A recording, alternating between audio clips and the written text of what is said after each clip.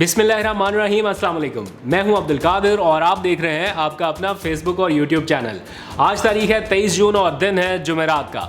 आज पूरे दिन में आपने इमरान खान को टेलीविज़न स्क्रीन्स पर नहीं देखा होगा, ऑब्वियसली, क्योंकि हर एक दिन के वक्फे के साथ वो टीवी स्क्रीन्स पर आ रहे हैं, अपना बयानिया आप लोगों तक पहुंचा रहे हैं। लेकिन आज ऐसा कोई इवेंट नहीं था जिसे लाइव रिपोर्ट किया जाए। उसकी वजह यह है कि आज बनी गाला में उनकी काफ़ी मसरूफियत रही और बैक टू बैक कुछ आम एक्टिविटीज़ और कुछ मीटिंग्स थी उनकी।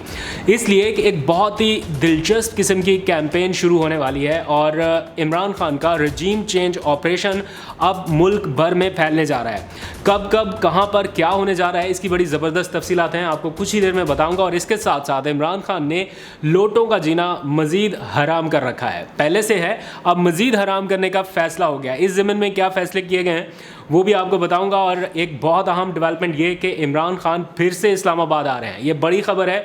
आपको कंफर्म सोर्सेज से बता रहा हूँ कि इमरान खान एक बार फिर इस्लामाबाद आने वाले हैं और उसकी तैयारियां बनी गाला में इस वक्त भी, जब मैं आपसे बात कर रहा हूँ, इस वक्त भी ज़ोरों शोर से जारी हैं। और इमरान खान बहुत जल्द एक और कॉल देने वाले हैं, एक तगड़ा शो जिसके बारे में कहा जा रहा है वो करने वाले हैं। इन सारे मामलों पर बात करने से पहले एक अहम डेवलपमेंट जो मुआशी मैदान से आज सुबह सुबह सुनने को और देखने को मिली।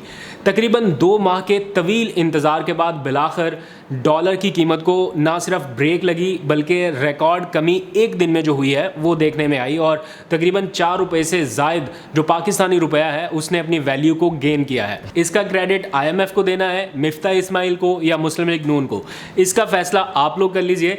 लेकिन 2 खबरों ने बड़ा इम्पैक्ट डाला है इस सारी सूरत में। एक IMF के साथ मुआहदे की खबरों ने और दूसरा चाइना की तरफ से $2.3 बिलियन का जो लोन एग्रीमेंट उनके बैंक से पाकिस्तान का हुआ है। ये बहरहाल कोई अच्छी खबर नहीं है। कर्ज कहीं से भी आए है तो कर्ज ही है, तो लोन ही हमें वापस करना है। लेकिन बहरहाल एक ऐसी सूरत हाल में जब हमारा रुपया मुसलसल तेज़ी से नीचे गिर रहा था, ऐसे मुश्किल वक्त में चाइना की तरफ से ये $2.3 बिलियन का जो लोन एग्रीमेंट तय पाया है, इसने काफ़ी हद तक सहारा दिया है पाकिस्तान के करेंसी को। और आज की ये सूरत हाल है कि 4 रुपये तक का गिरावट देखने में आई है डॉलर की कदर में। कल क्या सूरत हाल होगी कुछ कह नहीं सकते, लेकिन बहरहाल इन मुआशी हालात में ये एक कह लीजिए साई ऑफ रिलीफ है। आप लोग अच्छी खबरों की तलाश में रहते हैं तो सोचा ये खबर शेयर कर लूँ, लेकिन यहाँ पर रुक जाइए, ज़्यादा एक्साइटेड होने की ज़रूरत भी नहीं है क्योंकि इस अच्छी खबर के साथ ही आई हैं 2 बुरी खबरें। और बुरी खबर ये है कि IMF ने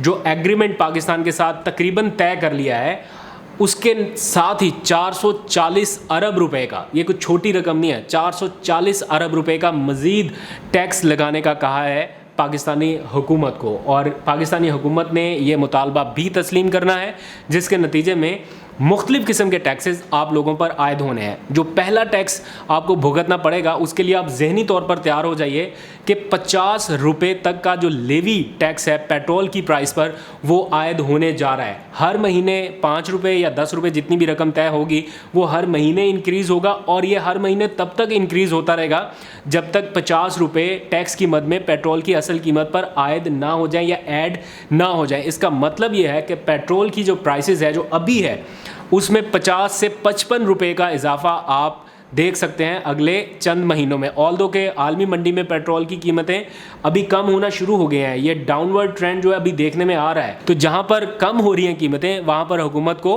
रिलीफ भी देना होगा, लेकिन रिलीफ देने की बजाय IMF के कहने पर पहले कीमतें बढ़ाई, अब लेवी टैक्स भी बढ़ाया जा रहा है और ये 50 से 55 रुपये तक मज़ीद इंक्रीज़ होना है। उसके नतीजे में क्या इम्पैक्ट पड़ना है महंगाई का उसको आप देख सकते हैं। यही वो सारे मामला हैं जो आज बनी गाला में भी डिस्कस हुए और उसमें कुछ चीज़ें तय की गई हैं। एक तो इमरान खान साहब करने जा रहे हैं एक तगड़ा पावर शो, और ये पावर शो अब बहुत ज़्यादा दूर नहीं है, चंद दिनों या हफ्तों तक ये फ़ैसला हो जाना है और अनाउंस हो जाना है क्योंकि इमरान खान साहब घर बैठने वाले नहीं हैं।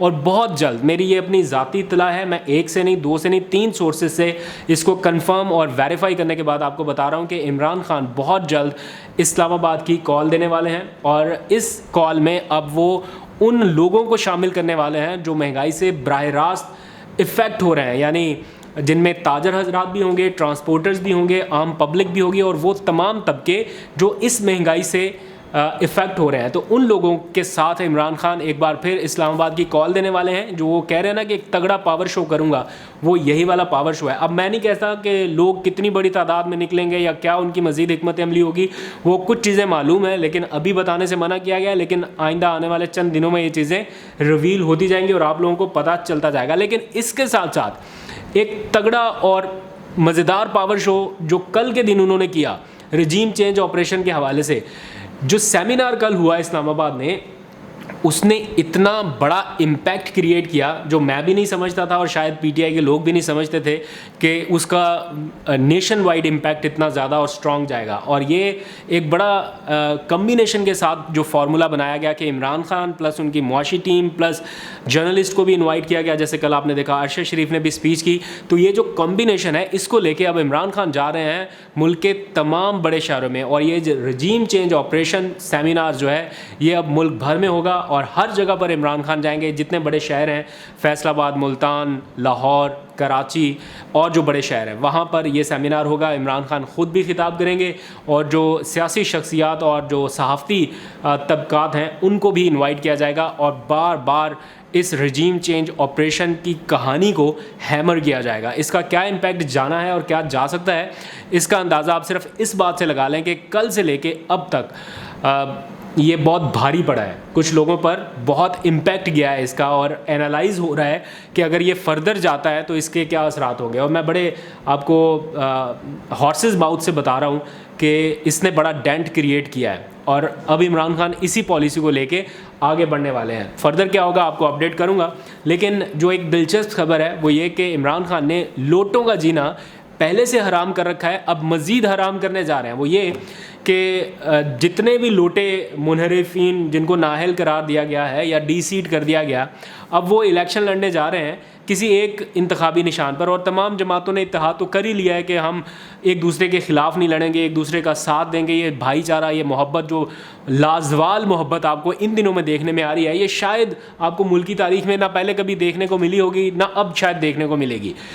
इसी के पेश नज़र आज तहरीक इंसाफ ने एक ख़त लिखा है इलेक्शन कमीशन को। फवाद चौधरी साहब ने वो ख़त तहरीर किया और उस ख़त में उन्होंने इलेक्शन कमीशन से मुतालबा किया है कि चूँकि अब ये हुकूमती इत्तेहाद या पीडीएम इत्तेहाद एक ही इंतखाबी निशान पर इलेक्शन लड़ने का फ़ैसला कर चुका है या कर रहा है, तो इनको लोटे का इंतखाबी निशान दिया जाए ताकि ये सारे लोटे एक ही निशान पर इलेक्शन लड़ें और इनको आसानी रहे और लोगों को भी पहचानने में आसानी हो। इस सिलसिले में जो ख़त तहरीर किया गया, मैं चाहता हूँ कि थोड़ा सा मैं आपके सामने पढ़ के सुना दूँ, थोड़ा लंबा होगा लेकिन आई थिंक आप बेयर कर सकते हैं इसको। तो जनाब, ख़त लिखा गया है chief election commissioner Sikandar Sultan Raja साहब के नाम और इसका उन्वान है बैरूनी साजिश के नतीजे में बरसरे इक़्तिदार आने वाली जमातों के पार्लिमानी इत्तेहाद के बाद पंजाब में इंतखाबी इत्तेहाद का ऐलान और मुश्तरका इंतखाबी निशान की अलॉटमेंट की ज़रूरत। फवाद चौधरी साहब इस ख़त में लिखते हैं, अस्सलाम वालेकुम। पाकिस्तान फ़िलवक्त एक ख़तरनाक बैरूनी साजिश के नतीजे में, जिसकी तायद ख़ुद वफाकी काबीना और कौमी सलामती कमेटी के 2 इजलासों में की जा चुकी है, एक संगीन कसीरुल जहती बहरान से गुजर रहा है। इस बहरान की लपेट में एक जानिब मुल्की मईशत आ रही है तो दूसरी जानिब आइन और सियासत भी इसकी जद में है और मुख्तलिफ अल ख्याल सियासी जमातें यानी जो पीडीएम इत्तेहाद है, मुस्लिम लीग नवाज़, पाकिस्तान पीपल पार्टी, जमीयत उलमा इस्लाम वगैरह वगैरह, जो नज़रियात के एतबार से एक दूसरे से यकसर मुख्तलिफ हैं और जुलाई 2018 के आम इंतखाबात में एक दूसरे के ख़िलाफ़ थे, वो मरकज़ और सूबों में पार्लिमानी और हुकूमती इत्तेहाद के क़याम के बाद अब एक इंतखाबी इत्तेहाद की जानिब बढ़ रहे हैं। इस सिलसिले का आगाज़ पाकिस्तान के मुंतखब जमहूरी वज़ीर आज़म इमरान खान के ख़िलाफ़ 8 मार्च 2022 को अदम एतमाद की तहरीक की सूरत में शुरू हुआ, जब खुफिया मुहर्रकात के बाइस पार्लिमान के अंदर और बाहर नई सफ़बंदी के अमल का आगाज़ हुआ। इस्लामाबाद के सिंध हाउस में तारीखी और बदतरीन हॉर्स ट्रेडिंग हुई, जिस पर पाकिस्तान तहरीक इंसाफ ने भरपूर आवाज़ उठाई, लेकिन किसी किस्म के इक़दामात इलेक्शन कमीशन की जानिब से नहीं उठाए जा सके। हॉर्स ट्रेडिंग और फ्लोर क्रॉसिंग की सूरत में पंजाब के सूबे से 20 ऐसे अराकीन सामने आए जिन्होंने आइन और कानून से इनहराफ करते हुए ज़मीर को दौलत और साजिश की दहलीज पर सरेंडर कर दिया। नतीजतन इलेक्शन कमीशन ऑफ पाकिस्तान की जानिब से उनकी नशिस्तें खाली करार देकर ज़िमनी इंतखाब का शेड्यूल जारी किया गया। अब जबकि ज़मीर फ़रोश अराकीन की खाली करार दी गई नशिस्तों पर ज़िमनी इंतखाब का मरहला दरपेश है, तो पंजाब में हॉर्स ट्रेडिंग और फ्लोर क्रॉसिंग जैसी शर्मनाक रस्मों को परवान चढ़ाने वाली जमातें पाकिस्तान मुस्लिम लीग नवाज़, पाकिस्तान पीपल्स पार्टी और दीगर जमातों ने 22 जून को लाहौर में एक प्रेस कॉन्फ्रेंस के ज़रिए बाहम इत्तेहाद का बाज़ाब्ता ऐलान किया है।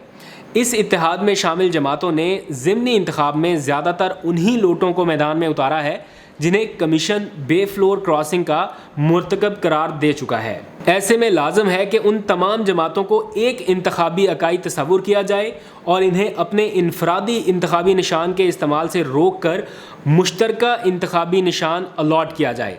इस ज़िमन में हमारी राय में इस कसीरुल जमाती इत्तेहाद के लिए लोटा मौजू तरीन इंतखाबी निशान है।